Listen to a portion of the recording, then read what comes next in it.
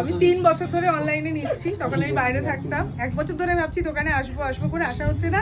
আজকে এক্সিবিশন শুরু, আজকেই চলে এসেছি। ভেবেছিল বুধবার আসবে, ভেবেছিলাম বুধবার আসবো, আর বর বলছে বুধবার অবধি ওয়েট করতে হবে না, আজকেই চলে। কি ভালো বর বলো তো। বাবা, আমার বর হলে তো বলতে আরো লেট করে যাবো। ওইটা বলে যেটা মেন পয়েন্ট, যে 1000 টাকা শাড়ি নিতে এসে তুমি কত টাকা নিতে?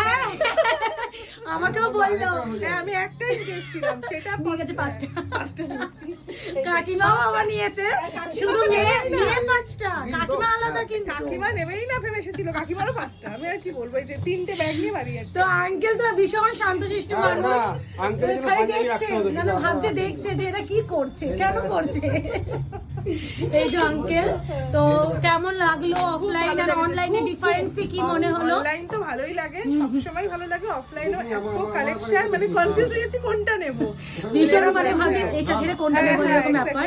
এন্ড অফারটা একটু বলো। অফার তো আর কি বলবো, মানে প্রচন্ড। অনলাইনে তো হয়ই না, অনলাইনে পসিবল তো হয় না অফার এরকম। দিয়েছে লাস্ট মান্থ, তার থেকে অফলাইনে অনেকটা আরো থ্যাংক ইউ। আবার আসবে, আর যদি কেউ আসতে চায় তাদেরকে অবশ্যই জানিও আয়নাগরে। আর আর এখানে মিঠাই ছিল, সবথেকে বড় এন্টারটেইনমেন্ট। এই যে সে এখন বসে খেলছে মোবাইল, মানে আর কিছু না। মিঠাই দোকানের মালকিনি এখানে ছিল আজকে, আর কোনো অসুবিধা ছিল না। তো একদম কাকিমা এসো আবার। Thank you. হ্যাঁ হ্যাঁ হ্যাঁ।